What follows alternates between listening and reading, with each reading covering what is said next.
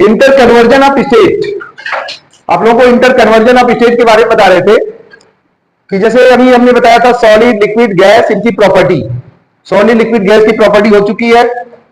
और according to law of conservation of energy, according to law of conservation of energy और mass, any substances can not be created not destroyed but it convert one form to another. कोई भी चीज ना तो हम create कर सकते हैं ना तो डिस्ट्रॉय कर सकते हैं, बस एक फॉर्म से दूसरे फॉर्म में बदल सकते हैं। मतलब जो भी धरती पे चीज है कोई भी नष्ट नहीं होगी। हम लोग एक एक्सपेरिमेंट भी करके देख सकते हैं, जैसे होता है ना, अरे लकड़ी तो जलाया, लकड़ी का मास तो 10 kg था, राख बची जो है मुश्किल से 1 kg, बाकी 9 kg कहां गया? एनर्जी कहां से निकली? जो उसमें से जो है स्मोक धुआं निकला वो कहां गया? जो उससे एनर्जी निकली। अगर इस सबको हम एक साथ काउंट करके देखेंगे तो उतना ही रहेगा। जैसे एक एक्सपेरिमेंट है, फास्फोरस का एक टुकड़ा लेते हैं। किसका टुकड़ा लेते हैं? फास्फोरस का।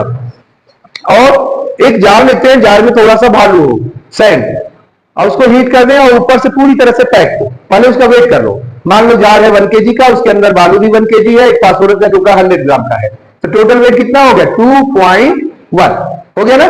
उसके अंदर थोड़ा सा ऑक्सीजन भी है। अब अगर हीट करेंगे तो हीट करने के बाद क्या हुआ?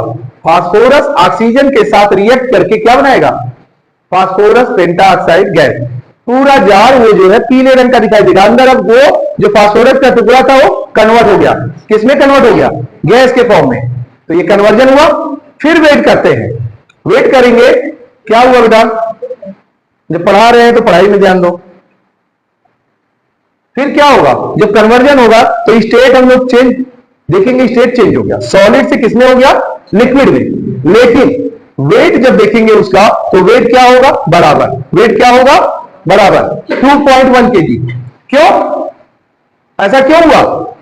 क्योंकि पूरी तरह से जार कवर था, उसके अंदर से एनर्जी बाहर ट्रांसफर नहीं हुई। तो मतलब अगर ट्रांसफॉर्मेशन होगा तो फॉर्म बदलेगा। Energy can not be created not destroyed. इसी तरह से मास में भी हो गया। रिएक्शन में भी आप लोग पढ़ोगे, अभी पढ़ाएंगे। अगला चैप्टर जब आएगा, 3rd chapter atom and molecules और 4th chapter structure of atom, तो उसमें हम लोग ये टॉपिक देखेंगे। रिएक्शन करके लेफ्ट हैंड साइड का जो मास होगा वही राइट का भी मास होगा। मतलब हमेशा मास इक्वल रहेगा, मास कभी भी चेंज नहीं होगा। तो अब इंटर कन्वर्जन में बहुत सी एग्जाम्पल आते हैं। घर में सबके फ्रिज है, सबके घर में फ्रिज है। वाटर को एक प्लास्टिक के बॉटल में नाप के डाल दो और इसके बाद जो फ्रीजर में रख दो। आफ्टर सम टाइम्स क्या देखोगे? किसमें कन्वर्ट हो जाएगा? आइस में। तो यहां क्या हुआ? कन्वर्जन। जितना उसका मतलब क्वांटिटी थी उतना ही रहेगा, क्वांटिटी चेंज नहीं हुआ, स्टेट बदला। किससे? लिक्विड से सॉलिड में। फिर अगर बाहर रख देंगे तो किसमें हो जाएगा? लिक्विड में। फिर थोड़ा सा हीट प्रोवाइड कर दो, किसमें हो जाएगा? वेपराइज में। तो ये कन्वर्जन है। तो इसमें कन्वर्जन में क्या क्या आता है? इवापोरेशन, सब्लिमेशन, कंडेंसेशन, ये सारी चीजें इसमें आती हैं। तो पहला हम लोग बात करते हैं लेटेंट हीट ऑफ फ्यूजन का। लेटेंट हीट ऑफ फ्यूजन ये क्या होता है? इसमें जो हम लोग हीट प्रोवाइड करते हैं, कोई भी अगर स्टेट सॉलिड में है, 1 kg सॉलिड को मेल्ट करने के लिए सॉलिड से लिक्विड में जितने हीट की रिक्वायरमेंट होती है मेल्टिंग पॉइंट पर, जो उस पॉइंट का मेल्टिंग पॉइंट है, और एटमॉस्फेरिक कंडीशन में, तो उस स्टेट को या उस फेज को हम लोग क्या बोलेंगे? Latent heat of fusion. क्या है? The amount of heat energy that is needed to convert 1 kg solid into liquid. 1 kg solid को किसमें बदलना है? लिक्विड में। State at its melting point. जैसे मेल्टिंग पॉइंट क्या होता है? 0 डिग्री सेल्सियस होता है ना आइस का, तो 0 डिग्री सेल्सियस पे temperature without any rise in the temperature, बिना कोई टेम्परेचर बढ़ाए, अंडर एटमॉस्फेरिक प्रेशर। मतलब हम लोग एटमॉस्फेरिक प्रेशर पे किसमें है? 1 atm। क्या बोलते हैं? केटीएम बाइट नहीं, 1 atm एटमॉस्फेरिक प्रेशर। ठीक है, उसके बारे में बाद में अभी चर्चा करेंगे कि 1 atm कितना होता है। ये चीज में भी हम लोग एक्सप्रेस करते हैं और कई छोटी यूनिट होती हैं, बाहर में भी करते हैं। लेकिन यहां पर हम लोग क्या बोलेंगे? 1 एटमॉस्फेरिक प्रेशर हम लोग के ऊपर है। मतलब हम लोग इतना प्रेशर एग्जर्ट करके चलते हैं कि सोचो ऐसे अगर नॉर्मली आपको 50 kg दे दिया जाए तो कितने लोग झुक जाएंगे, वेट उठा नहीं पाएंगे। लेकिन हम लोग सैकड़ों केजी, 300 से भी ज्यादा केजी का एटमॉस्फेरिक प्रेशर लेके चल रहे हैं।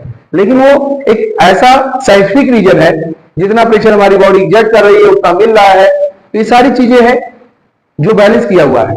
आप अगर अभी एवरेस्ट पे चढ़ोगे, जाते जाते ऊपर 5-6 किलोमीटर के बाद नाक से कान से ब्लड निकलने लगेगा। क्यों? हम जैसे जैसे ऊपर जा रहे हैं वैसे वैसे हमारा प्रेशर बॉडी का, सुनो ध्यान से, एटमॉस्फेरिक प्रेशर कम हो रहा है लेकिन बॉडी का प्रेशर तो वही है ना। अब कंपेयर करो, जैसे हमारे बॉडी के अंदर 1 एटीएम, इधर 1 एटीएम, ये ऊपर गए, हमारे बॉडी के अंदर 1 एटीएम, अब इधर क्या हो गया, इधर मान लो हो गया 0.9 एटीएम, अब इधर गया 0.8 एटीएम, इधर 1 एटीएम। ये तो चेंज नहीं हो रहा है, बॉडी के अंदर वही है। तो एक लेवल ऐसा आएगा जब इधर एटमॉस्फेरिक प्रेशर क्या हो जाएगा, बहुत कम, और बॉडी का हमारा कंपेयर दैन एक्सटर्नल कंडीशन बहुत ज्यादा, तो क्या होगा, अंदर का मटेरियल बाहर आने लगेगा। बहुत लोगों को देखो उल्टी होने लगता है, कार में जाते हैं पहाड़ों पे ना, ये क्या होता है, this is perfectly correct in the case of year. बाहर का एटमॉस्फेरिक प्रेशर जैसे जैसे ऊंचाई पे जाएंगे कम होगा, और हमारे बॉडी का तो अंदर वही सेम है। तो जब कंपेयर करेंगे बाहर से अंदर का, तो अंदर का क्या होगा, प्रेशर ज्यादा। तो जब बहुत ज्यादा हो जाता है, बाहर का कम होता है, तो अंदर का सारा मटेरियल बाहर आता है। कौन सा मटेरियल, अनडाइजेस्टेड कि डाइजेस्टेड। खैर, अब आते हैं इस प्रोसेस को वो क्या बोलते हैं, latent heat of fusion. Ice का कितना है, 335 kg पर kg स्क्वायर। अब एक हम लोग स्केल की बात करते हैं, केल्विन, सेल्सियस, फ़ारेनहाइट। ये टॉपिक कराने के बाद आज आप लोग को छोड़ेंगे, नेक्स्ट टॉपिक कल कराएंगे। ये केल्विन का लास्ट टॉपिक है, इसको हम इरेज कर देते हैं।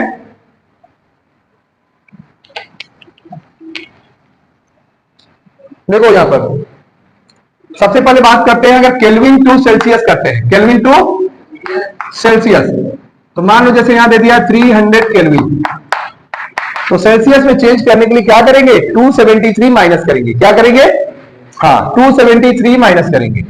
300 माइनस 273 इसका टू क्या होगा, 27 degree Celsius. 27 degree Celsius, 0 degree Celsius इसका टू 273 केल्विन। क्लियर। हम लोग एटमॉस्फेरिक टेम्परेचर या बाहर की चीजों को केल्विन में नापते हैं, लेबोरेटरी में केल्विन में यूज करते हैं, बॉडी टेम्परेचर को फ़ारेनहाइट में यूज करते हैं, और नॉर्मली ऐसे देखा जाए घर से लेके बाहर तक तो डिग्री सेल्सियस नहीं कहते हैं। आज 42 डिग्री सेल्सियस टेम्परेचर है, बड़ी गर्मी लग रही थी बाहर है, क्यों, कुछ तो आए जीव निकालते हुए, जैसे लग रहा था बस सभी प्राण पखेरे निकल जाएंगे। 42, 43 पे हालत है, 45 भी जाता है। खैर, तो ये हो गया केल्विन से सेल्सियस। लेकिन अगर इसी को हम लोग फ़ारेनहाइट में चेंज करेंगे, मान लो फ़ारेनहाइट में, इधर देखो Celsius to Fahrenheit, body temperature Fahrenheit में होता है। कई लोगों को 102 डिग्री बुखार होता है, तो तुम ये सोचो कि 100 डिग्री पे पानी बॉयल होता है, 102 डिग्री बुखार है, वो जिंदा कैसे रहेगा। एक्चुअली वो 102 फ़ारेनहाइट होता है, और जो पानी बॉयल होता है 100 डिग्री सेल्सियस पे होता है। तो आप कन्वर्ट करके दिखा रहे हैं कितना होता है। अगर मान लो इस समय टेम्परेचर है 40 डिग्री सेल्सियस, टेम्परेचर कितना है, इसको किसमें कन्वर्ट करना है, कन्वर्ट इनटू फ़ारेनहाइट। तो कैसे करेंगे, फॉर्मूला है F equal to 9/5C plus 32, याद रहेगा।